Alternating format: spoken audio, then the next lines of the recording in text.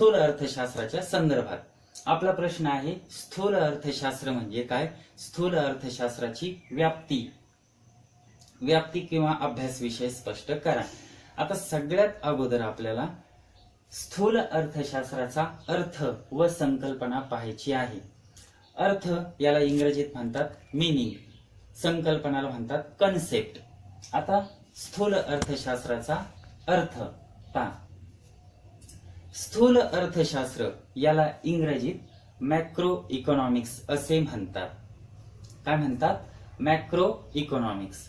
स्थूल हा मराठीतील शब्द इंग्रजीतील मॅक्रो तर ग्रीक भाषेतील मॅक्रस या शब्दापासून अस्तित्वात आला आहे. याचा अर्थ लार्ज म्हणजे मोठा भाग असा होतो. अर्थ समजला सगळ्यांना? आता समग्रलक्षी अर्थशास्त्र म्हणजेच स्थूल अर्थशास्त्र या संकल्पनेचा वापर जवळजवळ 16व्या व 17व्या शतकापासूनच काही विचारवंतांनी केला होता. कितव्या शतकापासून? 16व्या व 17व्या शतकापासूनच स्थूल अर्थशास्त्र म्हणजे समग्रलक्षी अर्थशास्त्र ही संकल्पना तेव्हापासूनच वापरायला सुरुवात केली होती. त्यानंतर सनातनवादी अर्थशास्त्रज्ञ, सनातनवादी म्हणजे जुन्या विचारसरणीचे किंवा पारंपरिक विचारसरणीचे, सनातनवादी अर्थशास्त्रज्ञ Adam Smith, Karl Marx, David Ricardo, J S. Mill या सनातनवादी अर्थशास्त्रज्ञांनी सुद्धा स्थूल अर्थशास्त्रामध्ये मोलाचे योगदान दिले आहे. त्यानंतर साधारणतः 1936 साली लॉर्ड केन्स या अर्थशास्त्रज्ञाने पैसा, व्याज व रोजगार विषयक सर्वसामान्य सिद्धांत हा ग्रंथ प्रकाशित केला. कोणी? 1936 साली लॉर्ड केन्स या अर्थशास्त्रज्ञाने पैसा, व्याज व रोजगार विषयक सर्वसामान्य सिद्धांत हा ग्रंथ प्रकाशित केला आणि तेव्हापासूनच स्थूल अर्थशास्त्र ही अर्थशास्त्राची एक स्वतंत्र शाखा म्हणून उदयास आली. स्थूल अर्थशास्त्रालाच समग्रलक्षी अर्थशास्त्र, समष्टी अर्थशास्त्र, सर्वलक्षी अर्थशास्त्र, साकलिक अर्थशास्त्र किंवा आधुनिक अर्थशास्त्र असेही म्हणतात. स्थूल अर्थशास्त्राला कोणकोणते पर्यायी शब्द वापरले जातात? समग्रलक्षी अर्थशास्त्र, समष्टी अर्थशास्त्र, सर्वलक्षी अर्थशास्त्र, साकलिक अर्थशास्त्र किंवा आधुनिक अर्थशास्त्र असेही शब्द वापरले जातात. आता आपण स्थूल अर्थशास्त्राच्या व्याख्या पाहू. स्थूल अर्थशास्त्र किंवा समग्रलक्षी अर्थशास्त्राच्या व्याख्या पाहू. पहा, पहिली व्याख्या आहे केनेथ बोल्डिंग यांची. स्थूल अर्थशास्त्र हे व्यक्तिगत घटकांचा अभ्यास करीत नाही तर संपूर्ण अर्थव्यवस्थेचा अभ्यास करते. पुन्हा एकदा व्याख्या पहा, काय सांगितली?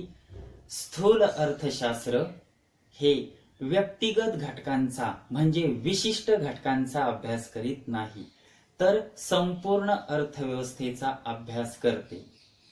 उदाहरणार्थ, स्थूल अर्थशास्त्र एकूण मागणी व एकूण पुरवठा, एकूण बचत व एकूण गुंतवणूक, एकूण उत्पन्न व एकूण खर्च, समाज, सर्वसाधारण किंमत पातळी, दारिद्र्य, बेकारी, आर्थिक विषमता, भाववाढ अशा राष्ट्रीय प्रश्नांचा अभ्यास स्थूल अर्थशास्त्र करते.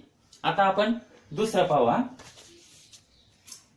दुसरी व्याख्या पाहू ॲलन यांची. पहा, समग्र आर्थिक घटकांचा अभ्यास करणारे शास्त्र म्हणजेच समग्रलक्षी अर्थशास्त्र किंवा स्थूल अर्थशास्त्र होय.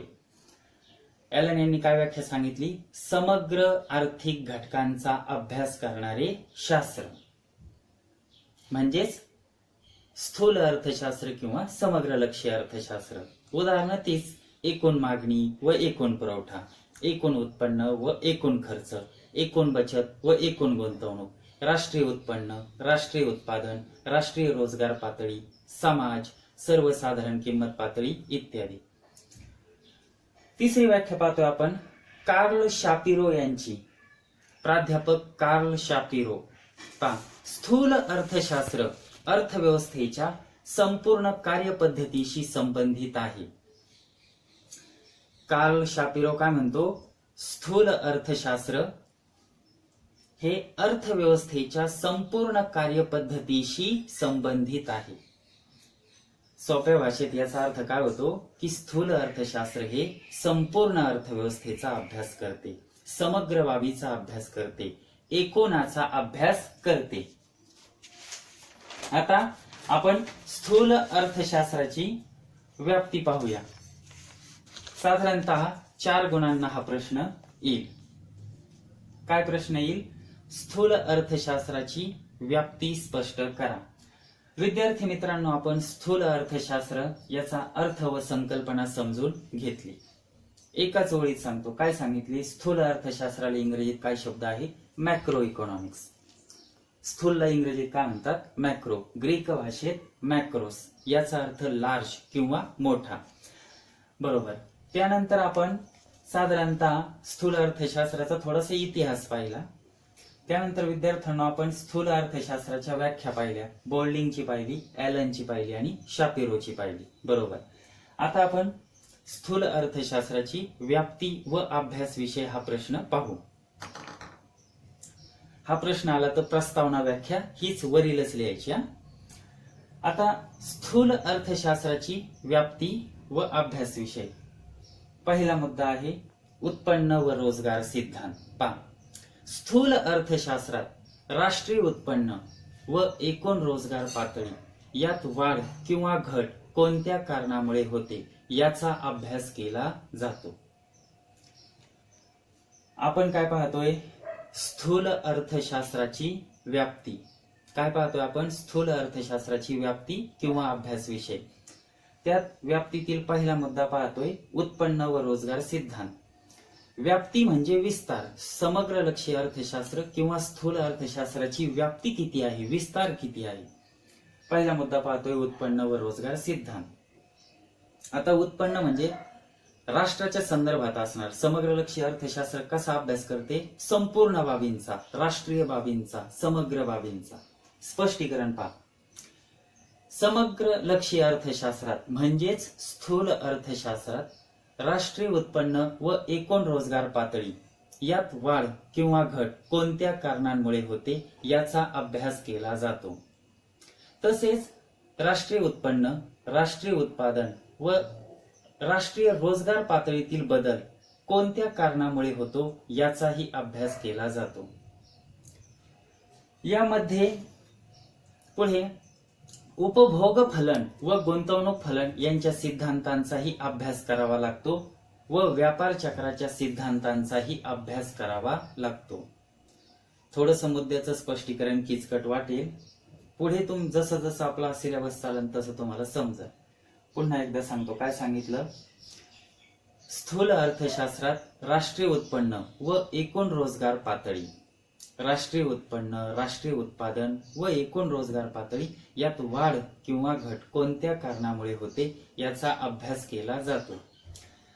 तसेच काय सांगितलं? यामध्ये उपभोग फलन व गुंतवणूक फलनाच्या सिद्धांतांचा पुढे अभ्यास करावा लागतो. तसेच व्यापार चक्राचे सिद्धांत, व्यापार चक्राचे म्हणजे तेजी मंदीच्या चक्रांचे सिद्धांतांचा सुद्धा अभ्यास करावा लागतो. त्यात आता दुसरा मुद्दा आहे व्याप्तीचा किंमत पातळीचे सिद्धांत. आता उत्पन्न व रोजगार सिद्धांत याच्यात कशा कशाचा अभ्यास केला जातो? एकाच ओळीत उत्पन्न व रोजगार सिद्धांताचा केला जातो, उपभोग फलन व गुंतवणूक फलनाच्या सिद्धांताचा अभ्यास केला जातो आणि तेजी मंदीच्या चक्राच्या सिद्धांतांचा अभ्यास केला जातो. आता सर्वसाधारण किंमत पातळीच्या सिद्धांतांचा अभ्यास पहा. समग्र लक्षी अर्थशास्त्रात म्हणजेच स्थूल अर्थशास्त्रात सर्वसाधारण किंमत पातळी कशी ठरते व त्या सर्वसाधारण किंमत पातळीत चढ उतार कोणत्या कारणांमुळे होतात याचा अभ्यास केला जातो. स्थूल अर्थशास्त्रात सर्वसाधारण किंमत पातळी कशी ठरते स्थूल अर्थशास्त्रात काय, सर्वसाधारण किंमत पातळी कशी ठरते, कशी निश्चित होते आणि या सर्वसाधारण किंमत पातळीत चढ उतार कोणत्या कारणांमुळे होतात याचा अभ्यास केला जातो. शिवाय देशामध्ये जी भाववाढ होते ती भाववाढीची कारणे काय आहेत, भाववाढीचे परिणाम काय आहेत, भाववाढीवर काय उपाययोजना करता येतील याचाही यात स्थूल अर्थशास्त्रात अभ्यास केला जातो. पुढचा तिसरा मुद्दा आहे आर्थिक विकास व आर्थिक वृद्धीचे सिद्धांत. पहा, आर्थिक विकास व आर्थिक वृद्धीच्या सिद्धांतांचा अभ्यास स्थूल अर्थशास्त्रात केला जातो. 11वीला आपण आर्थिक विकास व आर्थिक वृद्धीच्या व्याख्या पाहिलेल्या आहेत. काय सांगितलं मग, स्थूल अर्थशास्त्रात आर्थिक विकास व आर्थिक वृद्धीच्या सिद्धांताचा अभ्यास केला जातो.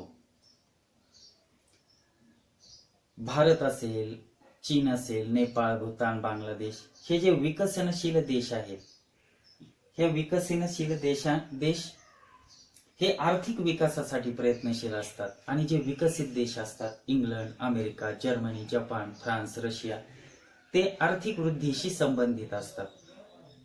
थोडक्यात काय, आर्थिक विकास व आर्थिक वृद्धीच्या सिद्धांतांचा अभ्यास स्थूल अर्थशास्त्रात केला जातो. आर्थिक विकास व आर्थिक वृद्धी वाढविण्यासाठी, आर्थिक विकास व आर्थिक वृद्धीत वाढ करण्यासाठी स्थूल अर्थशास्त्राचा उपयोग होतो. शेवटचा मुद्दा आहे विभाजनाचा समग्रलक्षी सिद्धांत. पहा, समग्रलक्षी म्हणजे स्थूल, विभाजनाचा समग्रलक्षी सिद्धांत. पहा, स्थूल अर्थशास्त्रातील सिद्धांत हे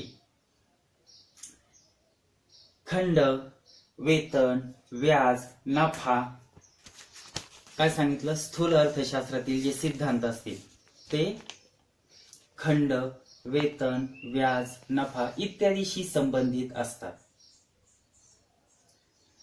आता हे विभाजनाचा शब्द का वापरला तुम्हाला सांगतो. उत्पादन घटक किती असतात, 4. भूमी, श्रम, भांडवल, संयोजक. आता यांना कोणते मोबदले दिले जातात, भूमी, श्रम, भांडवल व संयोजक यांनी उत्पादनात सहभाग घेतल्याबद्दल भूमीला खंड, श्रमाला वेतन, भांडवलाला व्याज, संयोजकाला नफा असे मोबदले दिले जातात. याला म्हणतात विभाजन. आता विभाजनाचा समग्रलक्षी सिद्धांत स्थूल अर्थशास्त्रामध्ये काय, हे जे उत्पादन घटकांना मोबदला दिला जातो खंड, वेतन, व्याज, नफा इत्यादीशी स्थूल अर्थशास्त्र संबंधित आहे. तसेच डेव्हिड रिकार्डो, कॅल्डॉर, कार्ल मार्क्स इत्यादी अर्थशास्त्रज्ञांनी सुद्धा राष्ट्रीय उत्पन्नात वेगवेगळ्या गटाचा वाटा कसा ठरतो याचं सुद्धा स्पष्टीकरण देणारे सिद्धांत मांडले आहेत. कोणी, डेव्हिड रिकार्डो, कॅल्डॉर, कार्ल मार्क्स या अर्थतज्ञांनी सुद्धा राष्ट्रीय उत्पन्नात वेगवेगळ्या शेती, उद्योग, व्यापार यांचा वाटा कसा ठरतो याचं स्पष्टीकरण देणारे सिद्धांत मांडले आहेत. ठीक आहे विद्यार्थ्यांनो, आज आपण स्थूल अर्थशास्त्र याचा अर्थ व संकल्पना पाहिली, थोडा इतिहास पाहिला, त्यानंतर आपण काय केलं, स्थूल अर्थशास्त्राच्या व्याख्या आणि स्थूल अर्थशास्त्राची व्याप्ती स्पष्ट करा हा प्रश्न पाहिला. धन्यवाद.